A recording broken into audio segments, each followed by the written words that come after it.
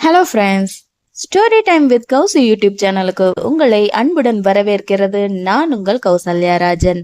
வாங்க இன்னைக்கு கதைக்குள்ள போகலாம். வேந்தன் நந்தனூருக்கு புறப்பட்டு சென்றான். சென்ற உடனே தன் தந்தையான தங்கப்பாண்டியை ஓங்கி அறைந்தான். அதிர்ந்து பார்த்தான் தங்கப்பாண்டி. நான் என்ன சொன்னா நீ என்ன பண்ணி வச்சிருக்க என்று மீண்டும் ஓங்கிய கை மாறாமல் தங்கப்பாண்டியை அடிக்க, டேய் நிறுத்துடா, ஏன்டா வந்ததும் வராமையும் என்னை இப்படி அடிக்கிற? நான் என்ன பண்ண?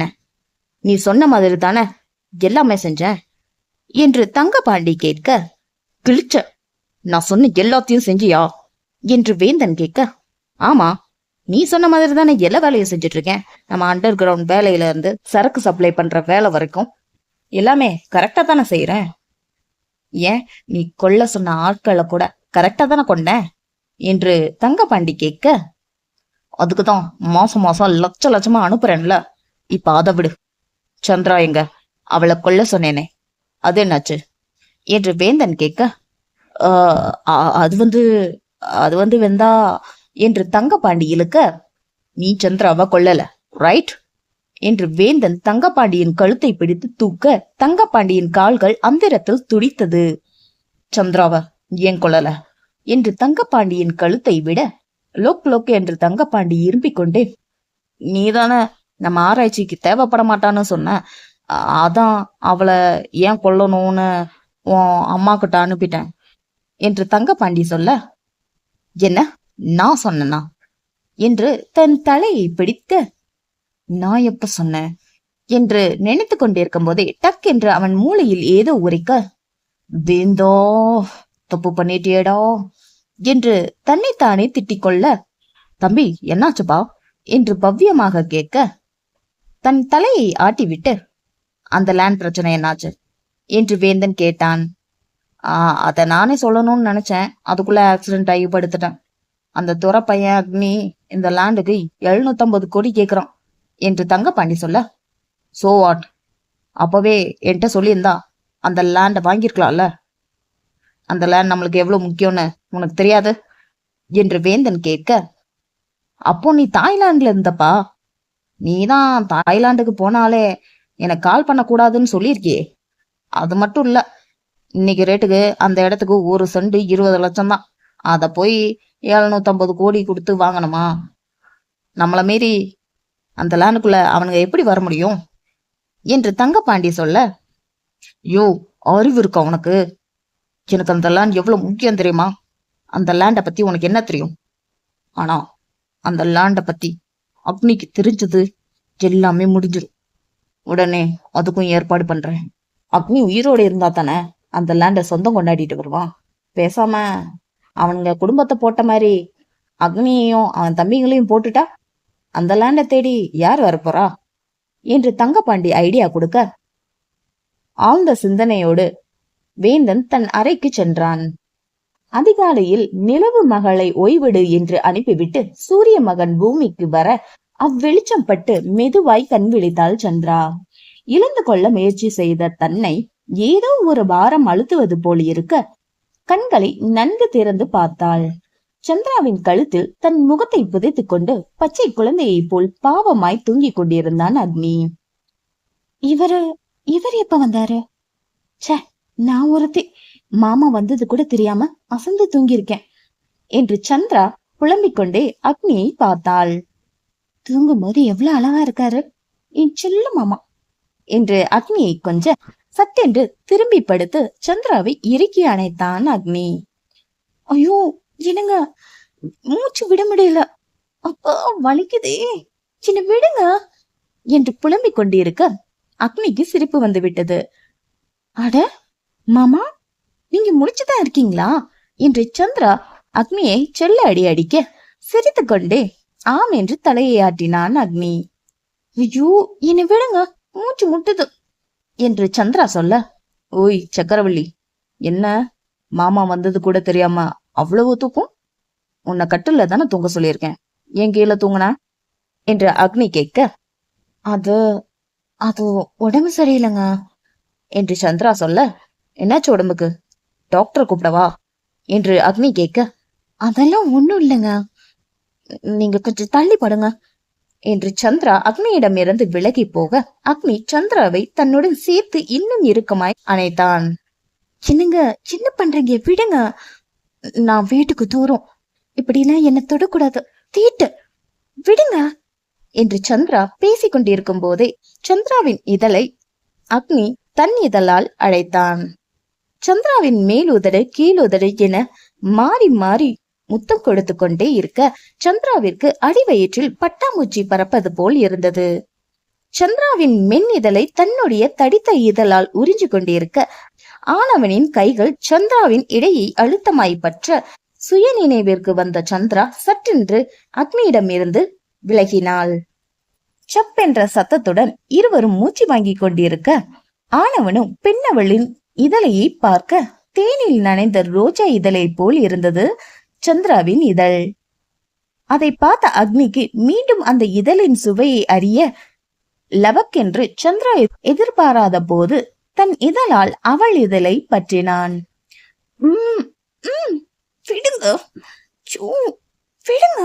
என்று முத்தத்திற்கு இடையிடையே சந்திரா பேச அவள் இதழை பிரம்மன் தேனிலே ஊற வைத்திருப்பானோ, உண்ண உண்ண இன்னும் வேண்டும் என்று தோன்றுகிறதே என்று நினைத்து கொண்டே 10 நிமிடத்திற்கு மேலாக முத்த போரை நடத்தி கொண்டிருந்தான் அக்னி. சோர்ந்து போன சந்திராவின் இதழை பிரியவே மனமில்லாமல் அவள் இதழை தன் இதழை விட்டு பிரித்து சந்திராவை பார்க்க சந்திராவோ அக்னியின் முத்த போரிற்கே துவண்டு மன்னவனின் தோளில் சாய, ஓய் பொண்டாட்டி, என்னடி இதுக்கே டயர்டாகிட்ட? இன்னும் எவ்வளவோ இருக்கு. என் சக்கரவள்ளி, அதெல்லாம் எப்படி தாங்க போற? அவள் இடையை கிள்ள சட்டென்று நகர்ந்து உட்கார்ந்தாள். என்ன பண்றீங்க மாமா? நான் வீட்டுக்கு தூரம், நீங்க என்கிட்ட இப்படிலாம் நடந்துக்கலாமா என்று தன்னவனை செல்லமாக திட்ட அக்னியும் தன் வன்முத்தத்தால் தடித்து வீங்கி இருக்கும் உதட்டை மீண்டும் ருசித்தால்தான் என்னவென்று உதட்டையே அக்னி பார்வையால் வட்டமிட, சின்னங்க, என்ன பண்றீங்க என்று சந்திரா அக்னியின் தோலை உலுக்கிய பின்தான் தன் சுயத்திற்கே வந்தான் அக்னி. அடியே பொண்டாட்டி, இப்பெல்லாம் பயம் விட்டு போச்சுடி உனக்கு என்று கீழிருந்து கட்டிலுக்கு எழுந்து அமர, நான் ஏன் பயப்படணும்? என் மாமா யாருக்கும் பயப்படக்கூடாதுன்னு சொல்லியிருக்காரு என்று தான் படுத்திருந்த படுக்கையை மடித்து வைத்துக் கொண்டிருக்க பின்னிருந்து பெண்ணவளை அக்னி அணைக்க, சின்னங்க, என்னாச்சு உங்களுக்கு, விடுங்க என்று அக்னியின் கைகளை விளக்க முயற்சி செய்ய தன்னை கட்டி கொண்டிருந்த அக்னியின் பின் திரும்பி, என்ன நீங்க தொடக்கூடாதுங்க, தீட்டு என்று சந்திரா சொல்ல, அப்படியா, பரவாயில்ல, என் பொண்டாட்டியோட தீட்டு என்ன ஒன்னும் பண்ணாது என்று அவளின் இடையில் அழுத்தம் கூட்டி அவளின் பின் கழுத்தில் முத்தமிட, அண்ணி என்று கதவை திறந்து உள்ளே வந்தான் அருண். அவர்கள் இருக்கும் நிலைமையை உணர்ந்து சட்டென்று வெளியே சென்றான் அருண். ஐயோ, எல்லாம் உங்களாலதான் என்று அக்னியை பார்த்து, அருண் பார்த்துட்டான் என்று உதட்டை பிதுக்க பச்சைக்கென்று ஒரு முத்தத்தை கொடுத்தான் அக்னி. ஐயோ, என்னால விடுங்க என்று குளியலறைக்குள் வெக்கத்துடன் ஓடி சென்றாள் சந்திரா. சிரித்து கொண்டே மீண்டும் கட்டிலுக்கு சென்று கண்மூடி உறங்க ஆரம்பித்தான் அக்னி. சே, இப்படியாடா ரூம்குள்ள போவ? நான் ஒன்னும் தெரிஞ்சும் போகல. என்ன நினைச்சிருப்பாங்க? தெரியாம தான் போனேன். அவங்கதான் வயசு பிள்ளை இருக்கிற இடத்துல அடக்க உடக்கமா இருக்கணும் என்று பேசிக்கொண்டிருக்கும் போது அவன் மனமோ, டேய், அடக்கல் சடக்கமா இருக்கிறது இருக்கட்டும், அவங்க ரூம்குள்ள நீ ஏண்டா கதவை தட்டாம போன என்று அருணை வெளுத்து கட்ட, சே, எனக்கு எதிரியே சின்னோட மனசாட்சி தான் என்று அருண் புலம்பிக் கொண்டே திரும்பி பார்க்க அங்கே நிலைக்கதவருகே இரட்டை ஜடையை எண்ணெய் வடித்து சீவி நீல ரிப்பனை வைத்து இறுக கட்டி நீல நிற செக் ஸ்கூல் யூனிஃபார்ம் அணிந்தவாறு ஒரு குட்டி தேவதை அருணை வித்தியாசமாக பார்த்தாள். ஏனென்றால் அருண் தானாக புலம்பிக் கொண்டிருப்பதை பார்த்து, இவன் என்ன லூசா என்பதை போல வாசலிலே நின்றிருந்தாள். ஓய் பாப்பா என்று அருண் சத்தமிட திடுக்கென்று முழித்துவிட்டு பின்பு தன் கையில் கொண்டு வந்த பால் நிறைந்த செம்பினை அருணிடம் நீட்ட, யார் நீ, என்னது என்று அருண் கேட்க, நான் பக்கத்து வீட்டு ராசமக, என் கையில இருக்கிறது பசும் பால் என்று வெடுக்கென கூற, ஓ அப்படியா, சரி கொடு என்று வாங்க போக சட்டென்று பால் செம்பினை பின் இழுத்தாள். என்னாச்சு பாப்பா என்று அருண் அந்த பெண்ணை பார்க்க, பாப்பாவா? யார பார்த்து பாப்பான்னு சொல்ற? மூஞ்சிய பேத்துடுவேன். என் பேரு செம்பருத்தி. நான் 11th ஸ்டாண்டர்ட் படிக்கிறேன். இந்த பாப்பான்னு சொல்ற வேலையெல்லாம் என்கிட்ட வேணாம். தோலை உரிச்சு உப்பு கண்டம் போட்டுருவேன் என்று அருணை லெப்ட் அண்ட் ரைட் வாங்க, ஐயே லூசு என்று அருண் சொல்ல, என்ன லூசா? நானா? நீ தாண்டா லூசு என்று செம்பா அருணிடம் சண்டைக்கு போக, யார பார்த்து லூசுன்னு சொன்ன? நீதான் லூசு. லூசு மாதிரி பேசிட்டு இருக்க.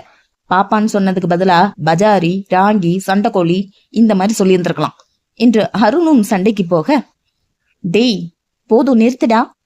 எவ்வளவு தைரியம் இருந்தா எங்க ஊருக்கு வந்து என்னவே பட்ட பேர் வச்சு கூப்பிடுவ? நீ தாண்டா வீட்டுக்குள்ள வரும்போது லூசு மாதிரி தனியா பேசிட்டு இருந்த. லூசு லூசு என்று செம்பா பதிலுக்கு பதில் சொல்ல, போடி குள்ள கத்திரிக்கா, போடா நெட்டக்கோக்கு. அடி யாரடி நீ? நல்லா சுண்டக்கா மாதிரி இருந்துகிட்டு என்னவே டாப்போட்டு பேசுற என்று செம்பா அருகே போய் நின்று பேச, நான் உனக்கு சலித்தவள் அல்ல என்பதை போல் செம்பா அருண் முன் நின்று, நான் அப்படி தாண்டா பேசுவேன். நீ என்ன அவ்வளவு பெரிய அப்பாட்டாக்கரா? எவ்வளவு தைரியம் இருந்தா என்ன நீ டீ போட்டு பேசுவ? நல்ல பணமரம் அளவுக்கு வளர்ந்திருந்தா போதுமா என்று அவளும் சரிக்கு சரியாக நின்று பேச, ஆமால நீ குள்ள கத்திரிக்காய் இல்ல. அந்த அரிசி பருப்பு எல்லாம் ஒரு டம்ளர்ல அளப்பாங்களே, அதுக்கு பேரு என்று யோசிப்பதை போல் தன் நெற்றியை சொரிந்து விட்டு, ஐ காட் இட். ஆளாக்கு இல்லன்னா காப்பி உலக்கு அது மாதிரி இருந்துகிட்டு என்ன பேச்சு பேசுற? நான் அப்படிதான் பேசுறேன், என்னடா பண்ணுவ என்று செம்பா சீர, அருண் சட்டென்று ஒரு பக்கம் ரிப்பனை கலட்டி விட, செம்பா தன் கையில் வைத்திருந்த பாலை அருணின் மேல் பால் அபிஷேகம் செய்ய, ஒடியை உன்ன என்று அருண் ஒரு பக்கம் ஜடையை பிடிக்க, நீ எப்படிடா ஏன் ஜடையை பிடிக்கலாம் என்று அருணின் முடியை பிடிக்க, இருவரின் கூச்சலை கேட்டு விழி, சந்திரா, அக்னி என்று அனைவரும் ஹாலிற்கு வர, இங்க என்ன நடக்குது என்று சத்தமாக அக்னி பேச, அருண் இருந்த நிலைமையை பார்த்து விழி மற்றும் சந்திராவிற்கு சிரிப்பு வர சிரிப்பை அடக்கி கொண்டு நின்றனர். மாமா என்று அக்னியிடம் அழுதவாறு சென்று, இவங்க என் ஜடைய என்ன பண்ணிட்டாங்க பாரு மாமா, நான் எப்படி இப்படியே ஸ்கூலுக்கு போறது என்று ஒன்றும் தெரியாத பச்சை குழந்தை மாதிரி பேச, அடங்கப்பா இது உலக நடுப்புதா சாமி என்று மனதில் நினைத்து கொண்டே, ஆனா அவன் நல்லா நடிக்கிறா, அவதான் ஃபர்ஸ்ட் என்ன லூசுன்னு சொன்னான் என்று அருண் சொல்ல, மாமா நீங்களே சொல்லுங்க. யாரும் இல்லாத இடத்துல ஒருத்தர் தனியா நின்றுட்டு பேசிட்டு இருந்தா நீங்க என்ன சொல்லுவீங்க என்று அக்னியிடம் செம்பா கேட்க, அதற்கு அக்னியும் லூசுன்னு தான் சொல்லுவேன் என்று சொல்ல, அதேதான் நானும் வீட்டுக்குள்ள வரும்போது இவங்க லூசு மாதிரி தனியா பேசிட்டு இருந்தாரா, அதான் எனக்கு டவுட் ஆகி கேட்டேன். அது தப்பா மாமா? அதுவும் நான் எவ்வளவு மரியாதையா கேட்டேன் தெரியுமா என்று பவ்யமாய் சொல்ல, அக்னி அருணை முறைத்தான். ஆனா நான் எதுவும் சொல்லல, அவ பொய் சொல்றா, அவதான் ஆரம்பிச்சா, சரியான நடிப்புக்காரி என்று பேசிக்கொண்டிருக்கும் போதே, பாத்தீங்களா பாத்தீங்களா உங்க முன்னாடியே என்ன எப்படி பேசுறாருன்னு செம்பா பேசிக்கொண்டிருக்கும் போதே செம்பாவின் தந்தை ராசு அங்க வந்தார். செம்பா ஸ்கூலுக்கு கிளம்பாம இங்க என்ன பண்ற என்று அப்பொழுதுதான் அருணை பார்த்தார். புரிந்தது ராசுவிற்கு, இது அனைத்தும் தன் மகளின் கைவண்ணம் தான் என்று. செம்பா வா இங்க என்று ராசு கூப்பிட செம்பா அவர் அருகே சென்றாள். இங்க ஏதாவது குறும்பு பண்ணியா என்று ராசு கேட்க, இல்லப்பா என்று செம்பா சொல்ல, ஸ்கூலுக்கு டைம் ஆச்சு, போ ஸ்கூல் பஸ் வந்துரும் என்று ராசு சொல்லிக் கொண்டிருக்கும் போதே ஸ்கூல் பஸ் ஹாரன் சத்தம் கேட்க, தன் ஒற்றை ஜடை ரிப்பனை கட்டிக்கொண்டு அருணை ஒரு முறை முறைத்து விட்டு, பாய் மாமா, பாய் அப்பா என்று சொல்லிவிட்டு முயல் குட்டியை போல் ஓடினாள் செம்பா. சாரி தம்பி. ஐயோ மாமா அதெல்லாம் வேணாம், செம்பா சின்ன பொண்ணு, விளையாட்டா ஏதோ பண்ணிருப்பா, அதுக்கெல்லாம் எதுக்கு சாரி, பரவாயில்ல விடுங்க என்று அக்னி சொல்ல, இல்ல மாப்ள, என் பெரிய பொண்ணு அள்ளிக்கொடி வாயிலா பூச்சி, ஒரு நாள் ஸ்கூல் பசங்க யாரோ கிண்டல் பண்ணிட்டாங்கன்னு ஒரே அழுக. அப்ப சொன்னேன், பாப்பா பசங்க யாராவது உங்களை தொந்தரவு பண்ற மாதிரி பேசினாலோ இல்ல ஏதாவது செஞ்சாலோ கொஞ்சம் கூட யோசிக்காம துணிஞ்சு நேரடியா பேசிருங்க. எல்லாம் மீறி போச்சு அப்படின்னா உங்களை பாதுகாக்கிறதுக்காக அடிக்கிறது கூட தப்பு இல்லடா அப்படின்னு அவங்களுக்கு சொன்னேன். அத இந்த சின்ன வாண்டு ஓவரா புரிஞ்சுக்கிட்டு எந்த பசங்களை பார்த்தாலும் சந்தேகமா தான் பாப்பா, பேசுவா. தப்பா நினைச்சுக்காதீங்க மாப்ள என்று மீண்டும் அக்னியிடமே கூற, சந்திரா அருணின் காதருகே சென்று, அருண், உன்கிட்ட தானே அந்த வாயாடி சேட்டை பண்ணா, ஆனா இவரையே உங்க அண்ணக்கிட்டயும் மன்னிப்பு கேட்கிறாரு என்று தன் சந்தேகத்தை கேட்க, அதுதான் நீ எனக்கும் தெரியல அருணும் சொல்ல, அன்றைய நாள் அப்படியே கழிந்தது. அன்று இரவு 9 மணி அளவில் டிடெக்டிவ் புகழ்கிட்ட இருந்து கால் வர சத்தம் இல்லாமல் தன் மொபைலை எடுத்துக்கொண்டு பால்கனிக்கு சென்றான் அக்னி. சார், வேந்தன் இப்போ நந்தனூர் கிராமத்துலதான் இருக்கான். வரட்டும், நானும் அவனை பார்க்க ரொம்ப ஆவலா இருக்கேன் என்று சொல்லிக்கொண்டு மொபைலை அணைக்க, வேந்தா, பெரிய தப்பு பண்ணிட்ட என்று சந்திராவை பார்த்தவாறு சொல்ல, எல்லாத்துக்கும் சேர்த்து அனுபவிப்ப. அக்னி தன் மொபைலில் இருந்து யாருடனோ சில தகவல்களை பரிமாறிவிட்டு மீண்டும் மெத்தையில் வந்து படுத்து கீழே தரையில் தூங்கும் தன் மனைவியை பார்த்து கொண்டே தூங்கினான். மறுபுறம் வேந்தனின் ஆட்கள் ருத்ரனுக்கு எலக்ட்ரிக் ட்ரீட்மெண்ட் கொடுக்க, டேய் விடுங்கடா, என்னடா பண்றீங்க என்று அதை தடுக்க முடியாமல் சங்கிலியால் கட்டுண்டு கிடந்தான் சஞ்சு. ருத்ரன் உடல் அதிர இதய துடிப்பு வேகமாய் துடித்ததை மானிட்டரில் பார்த்து சஞ்சுவும் துடித்தான். அவர்கள் தங்கள் வேலை முடிந்ததும் கிளம்ப, சஞ்சு, மாமா மாமா எந்திரியா, நீ இருக்கும்போது இல்லாத பயம் இப்ப அதிகமா வருது மாமா, எழுந்துரு மாமா, என்னால இதுக்கு மேல பொறுமையா இருக்க முடியாது மாமா என்று கதற, அந்நேரம் கருப்பு உடை அணிந்து முகத்தில் கருப்பு மாஸ்க் அணிந்த ஒருவன் சஞ்சுவிடம் பேனா போல் ஒன்றை குடுத்துவிட்டு வேகமாக வெளியே சென்றான். அது பேனாவை போல் இருக்கும் ஒரு ஆடியோ மெசேஜ் டிவைஸ். உடனே தன் அண்ணனுக்கு செய்தி அனுப்பினான். அண்ணா, இதுக்கு மேல எங்கனால தாங்க முடியாது. ருத்ரன் மாமா நிலைமை ரொம்பவே மோசமாயிட்டு இருக்கு. எங்களை வந்து அப்பப்போ ஏதோ பண்றாங்க, ஏதோ ரிசர்ச் பண்றாங்கண்ணா. அந்த ரிசர்ச் பண்ணதுக்கு அப்புறம் எங்களுக்கு என்ன ஆகுதுன்னு எங்களுக்கு தெரியல. நாங்க இருக்கிற இடம் கூட எங்கன்னு எங்களுக்கு தெரியல. பிளீஸ்ண்ணா, ஹரி அப் என்று சொல்லிக் கொண்டிருக்கும் போதே மீண்டும் அந்த கருப்பு உருவம் சஞ்சயிடம் இருந்து அந்த டிவைஸை பிடுங்கிக் கொண்டு வெளியே சென்றான். சரியாக சிக்னல் கிடைக்கும் இடத்தில் சென்று அந்த கருப்பு உருவம் தன் முகமுடியை கலட்டிவிட்டு நிற்க, அடுத்த வினாடி அந்த ஆடியோ மெசேஜ் மற்றும் லொகேஷன் அக்னிக்கு போய் சென்றது. அந்த கருப்பு உருவம் வேறு யாரும் இல்ல, சந்திராவின் 3ஆம் கணவனான கார்த்திக் என்பவன்தான். யார் அந்த கார்த்திக்? எதற்காக அக்னிக்கு தகவல் அனுப்பினான்? தன் சுய நினைவை மீட்கும் போராட்டத்தில் இருந்து மீள்வானா ருத்ரன்? எதிரியிடம் இருந்து உயிரோடு தப்பிப்பானா சஞ்சு? இல்லை சஞ்சு மற்றும் ருத்ரனை மீட்க அக்னி வருவானா? இது எல்லாம் தெரிஞ்சுக்கணும்னா நம்ம சேனலை சப்ஸ்கிரைப் பண்ணி வச்சுக்கோங்க. அப்பதான் அடுத்து நான் போடுற கதையோட நோட்டிபிகேஷன் உங்களுக்கு உடனே வந்து சேரும். மறக்காம லைக், ஷேர், கமெண்ட் பண்ணுங்க.